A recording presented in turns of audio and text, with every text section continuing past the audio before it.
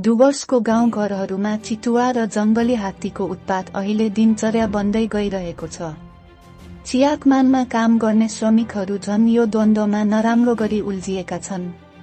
दिउँसो कामको मेलापातमा चितुवाको आतंक त राति जङ्गली हात्तीको ताण्डवबीच चियाकमानको जीवनचक्र चलिरहेको क्रममा शनिबार एको बिहानै जङ्गलबाट आहारको खोजीमा निस्किएको एक्लै जङ्गली हात्तीले गङ्गुटिया चियाबारीको एटुवा लाइन निवासी प्रकाश सिंहको दोकान भत्काएर चामल र आटा सबै खाइदिएको गाउँलेहरूले जनाएका छन्।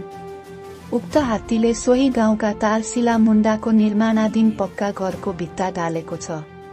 यसरी दिउँसै गाउँमा हात्ती पसेर ताण्डव मच्याएको सम्बन्धमा गाउँलेहरूले वन विभागले कुनै सहयोगिता नगरेको आरोप लगाएका छन्।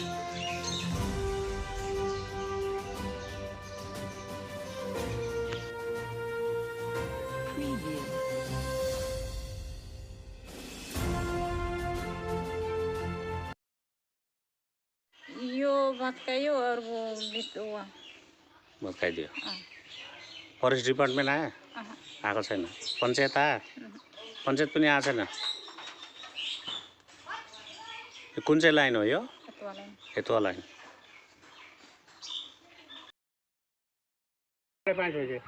बिहानै कति एउटै थियो? कसरी थाहा पाउनु भयो यहाँ?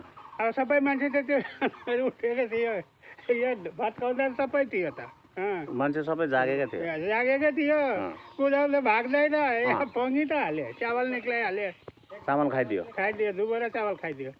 अच्छा, तपाईँहरू दोकानभित्रै थियो त्यति बेला? होइन, बाहिर थियो। कहाँ डरले दोकानभित्र बस्छ? सबै त बाहिरै थियो, जति मान्छे यहाँ गाउँको थियो। साथी भने आँखाकै छेउमा देखाएर खाइदियो? उनीहरू सबै छ त, सबैको सामने खाएको। कति खती भयो तपाईँको? अब दुबरा जस्तो चामल भयो। 2 बोरा चामल खाइदियो? 2 बोरा चामल खाइदियो। अरू यो सब भत्काइदियो? त्यहाँदेखि त अब बेसी के भन्नु, जति छ त्यति नै भन्नु पर्यो। के नाम हो तपाईँको? प्रकाश सिंह। यो कुन रेल लाइन हो? एटुवा लाइन, गङ्गुटिया। कति बजी आएको थियो यहाँ? यस्तै 5 साढे 5 बजीतिर है। कत्रो एकदम ठुलो थियो? एकदम ठुलो घर जत्रै, मतलब यस्तो घर कहिले देखेको पनि थिएन हामीले। त्यस्तो हात्ती ठुलै थियो।